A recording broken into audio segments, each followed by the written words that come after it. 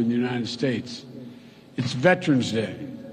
America's veterans and their families, survivors and caregivers, are the very spine and soul of the United States.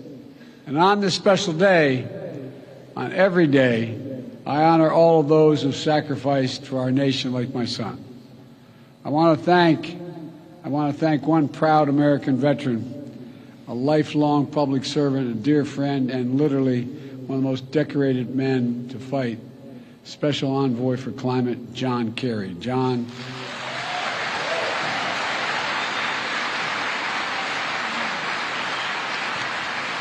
your commitment, your passion, your diplomatic expertise have been absolutely critical to delivering incredible progress on climate issues over the past 2 years. And I thank you, pal. I thank you for being my friend. Here in Egypt, the Great Pyramids and the ancient artifacts stand as testament to millennia of human ingenuity. We see our mission to avert climate catastrophe and seize a new clean energy economy not only as an imperative for our present and future, but through the eyes of history. According to the World Meteorological Organization, the past 8 years have been the warmest on record. In the United States, we're seeing historic drought and wildfires in the West, devastating hurricanes and storms in the East. Here in Africa, home to many nations considered most vulnerable to climate change, food insecurity. Hunger follows 4 years of intense drought in the Horn of Africa. Meanwhile, the Niger River in West Africa, swollen because of more intense rainfall, is wreaking havoc on fishing and farming communities. In Nigeria, flooding has recently killed 600 people. 1.3 million more are displaced. Seasonal livestock migration routes have been used for hundreds of years, are being altered, increasing the risk of conflict between herders and local farming communities.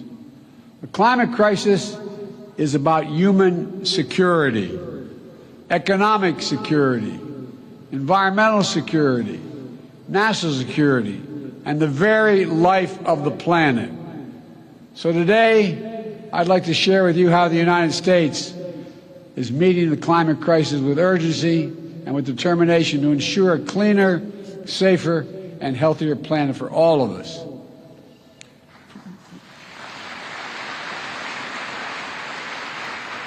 From my first days in office, my administration has led with a bold agenda to address the climate crisis and increase energy security at home and around the world. We immediately rejoined the Paris Agreement. We convened major climate summits and reestablished. I apologize we ever pulled out of the agreement. We established major economies forum to spur countries around the world to raise their climate ambitions. Last year at COP27 in Glasgow, the United States helped deliver critical commitments that will get 2/3 of the world's GDP on track to limit warming to 1.5 degrees Celsius. Over the past 2 years, the United States has delivered unprecedented progress at home.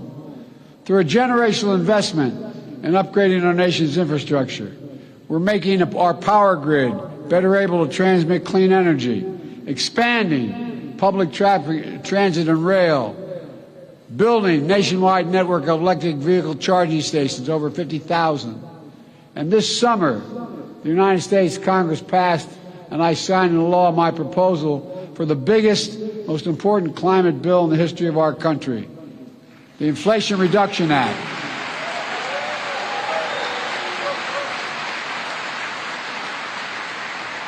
It includes less than I asked for, but a significant amount, $368 billion, to support clean electricity, everything from offshore wind to distributed solar, zero emissions vehicles and sustainable aviation fuels, more efficient electrified buildings, cleaner industrial processes and manufacturing, climate-smart agriculture and forestry, and more. Look, our Department of Energy estimates that the new law will reduce emissions in the United States by about 1 billion tons in 2030, while unleashing a new era of clean energy-powered economic growth. Our investments in technology, from electric batteries to hydrogen, are going to spark a cycle of innovation that will reduce the cost and improve the performance of clean energy technology that will be available to nations worldwide, not just the United States. We're going to help make the transition to a low-carbon future more affordable for everyone, accelerate decarbonation beyond our borders. In fact, the International Energy Agency recently concluded that our significant climate investment will, quote, help turbocharge the emerging global clean energy economy. I was reading their quote, sorry. It's going to shift the paradigm for the United States and the entire world.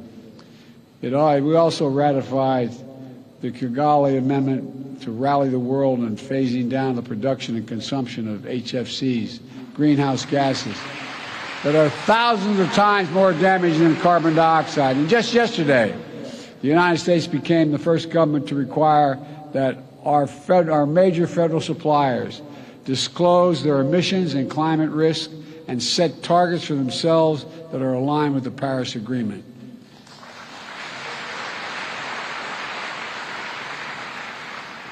As the world's largest customer, with more than $650 billion in spending last year, the United States government is putting our money where our mouth is to strengthen accountability for climate risk and resilience. These critical steps are already locking in vital investments in our infrastructure, delivering lower costs for clean energy, spurring good-paying union jobs for American workers, and advancing environmental justice in our communities. Folks, we're proving that good climate policy is good economic policy. It's a strong foundation for durable, resilient, inclusive economic growth. It's driving progress in the private sector. It's driving progress around the world. And the sum total of the actions my administration is taking puts the United States on track to achieve our Paris Agreement goal of reducing emissions 50 to 52% below 2005 levels by 2030.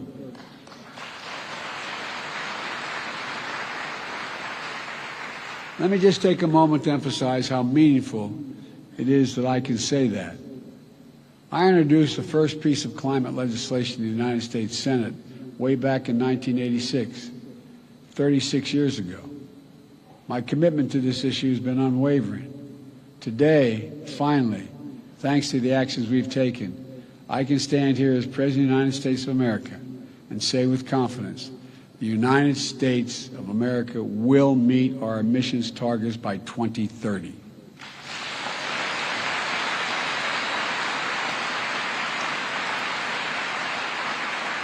We're racing forward to do our part to avert the climate hell that the UN Secretary General so passionately warned about earlier this week. We're not ignoring harbingers that are already here. It's true, so many disasters. Climate crisis is hitting hardest those countries and communities that have the fewest resources to respond and to recover. And that's why last year I committed to work with our Congress to quadruple U.S. support to climate finance and provide $11 billion annually by 2024, including $3 billion for adaptation. That's why the Fund Emergency Plan for Adaptation and Resilience, PREPARE we call it, to help more than 500 million people in developing countries respond to climate change. We're already requested more than $2 billion for the PREPARE this year. I'm going to fight to see that this and our other climate objectives are fully funded. Today, as a down payment, we're announcing more than $150 million in initiatives that specifically prepares adaptation efforts throughout Africa, including Adaptation in Africa, effort that Egypt and the United States launched together in June. This includes support for expanding early warning systems to help cover Africa, broadening access to climate finance, providing disaster risk protection, strengthening food security, mobilizing the private sector, and supporting new training center in Egypt to accelerate adaptation across the efforts all across the continent. My administration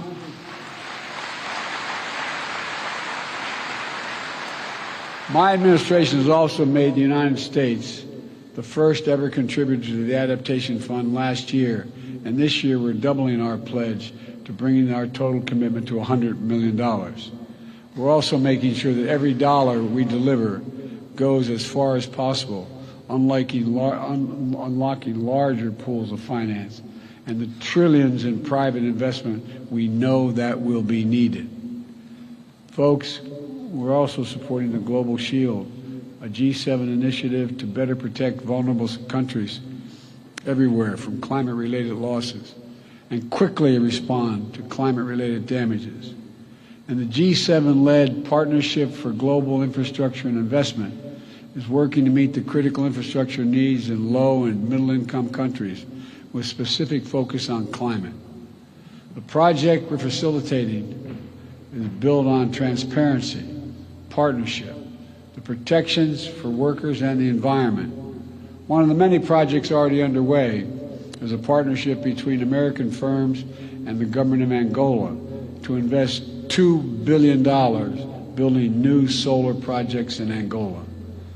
And like everywhere in the world, climate adaptation in Africa is working toward energy transmissions as just means creating good jobs, spurring inclusive economic growth, and leaving no one behind as we implement the Sustainable Development Goals.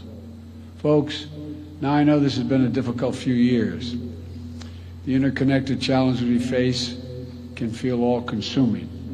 And the upheaval we're seeing around the world, especially Russia's brutal attack against Ukraine, is exacerbating food shortages and energy spikes in cost, increasing volatility in those energy markets, driving up global inflation. Against this backdrop, it's more urgent than ever that we double down on our climate commitments. Russia's war only enhances the urgency of the need to transition the world off its dependence on fossil fuels. True energy security means that every nation is benefiting from clean, diversified energy future. No action can be taken without a nation understanding that it can use energy as a weapon and hold the global economy hostage. It must stop. And so this gathering must be the moment to recommit our future and our shared capacity to write a better story for the world. Let's build on our global climate progress, raising both our ambitions and the speed of our efforts. The science is devastatingly clear. We have to make vital progress by the end of this decade. And that's why the United States is rallying the world around climate game changers. I launched one such game changer last year in the European Commission President von der Leyen, the Global Methane Pledge. We started it with the EU and 8 other countries. In Glasgow, it grew to more than 100 countries. Now more than 130 countries have signed on to covering more than half of the global methane emissions. Methane is 80 times more potent than carbon, and it accounts for nearly half of the net warming we're experiencing now. So cutting methane by at least 30% by 2030 can be our best chance to keep within reach of 1.5 degrees Celsius target.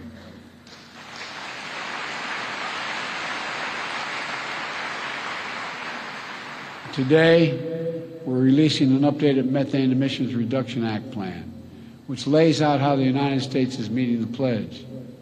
We're investing more than $20 billion in domestic methane mitigation to do things like cap orphan wells, leaking methane, improving industrial equipment in the oil and gas sectors to reduce emissions. It It also lays out strong regulatory actions, including a new proposal from our Environmental Protection Agency to strengthen standards on methane across sectors, especially from super emitters, to make sure it's not released into communities impacting on public health. All told, these steps will reduce U.S. methane emissions from covered sources by 87% below the levels of 2005 by 2030. Folks, another game changer is conserving our natural environment, whether it's the Congo Basin's forests and peatlands here in Africa, or the Amazon Basin in South America, or forest, wetlands, grasslands in the United States. Preserving nature is one of the most impactful climate solutions we have. Some that indigenous people communities have known and been the stewards of these efforts for a long time and generations. They've known it. Here at COP27, we are co-chairing Forest and Climate Partnership to deliver real rapid strides to halt deforestation. The best part is we don't have to develop any new technologies. We just have to make clear forests are more valuable when they're preserved than when they're destroyed. It's that basic.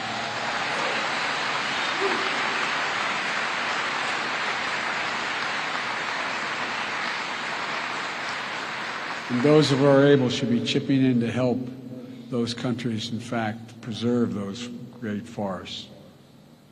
We're bringing together partners across the public and private sector and philanthropic sectors to put the healthy ecosystem at the heart of healthy economies.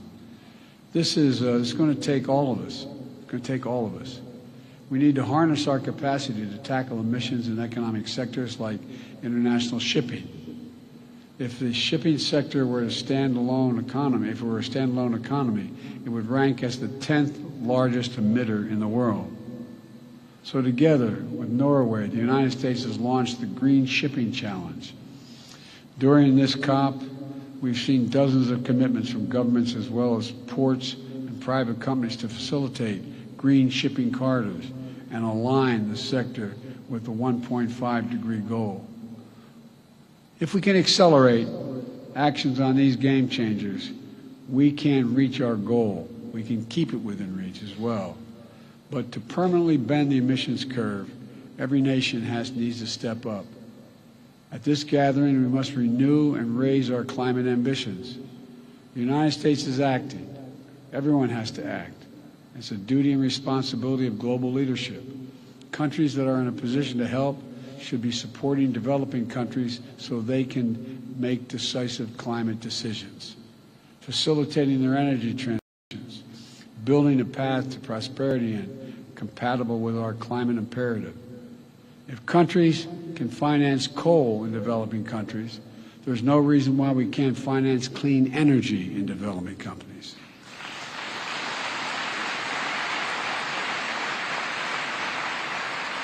I'm pleased to announce today, alongside the European Union and Germany, a $500 million package to finance and facilitate Egypt's transition to clean energy.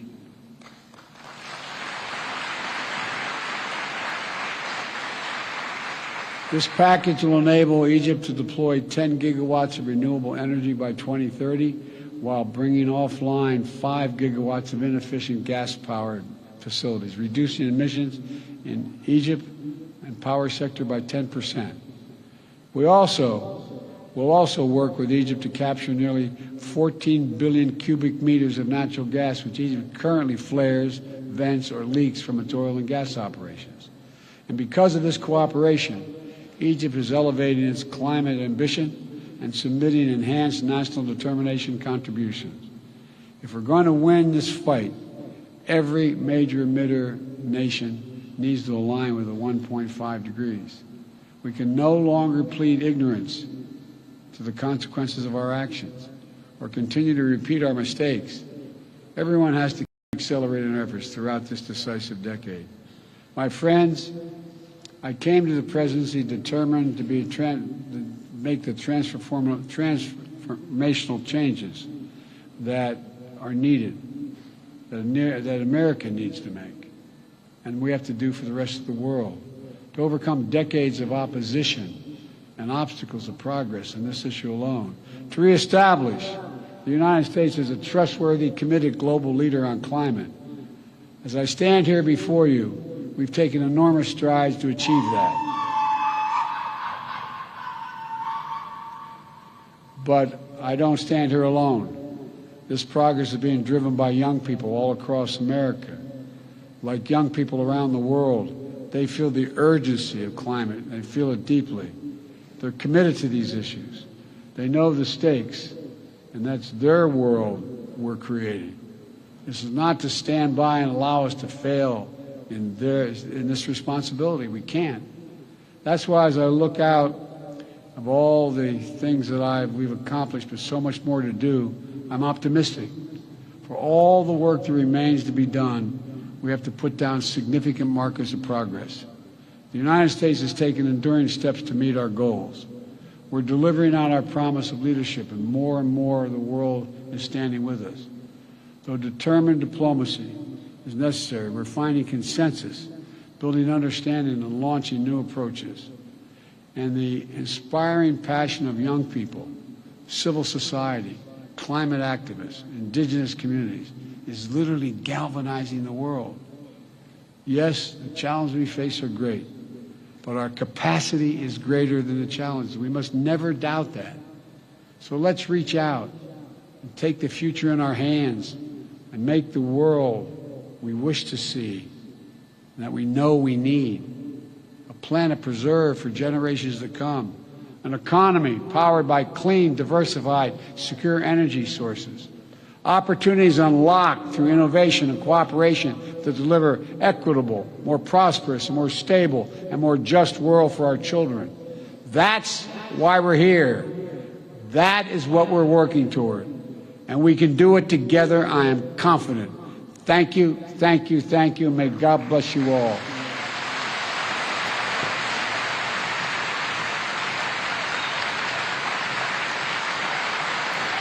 This is Euronews Now. We just heard from US President Joe Biden at the COP27 Egypt. He says the science is devastatingly clear and confidently promised that the US will meet its emissions target by 2030. Now, Biden has highlighted some major new US investments towards limiting climate change, including a new proposed rule that large federal contractors develop carbon reduction targets and disclose their greenhouse gas emissions.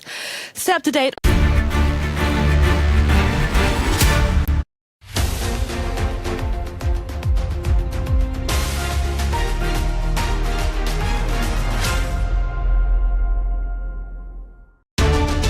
Ukrainian flags are raised and celebrations erupt in Kherson city as Russian troops retreat.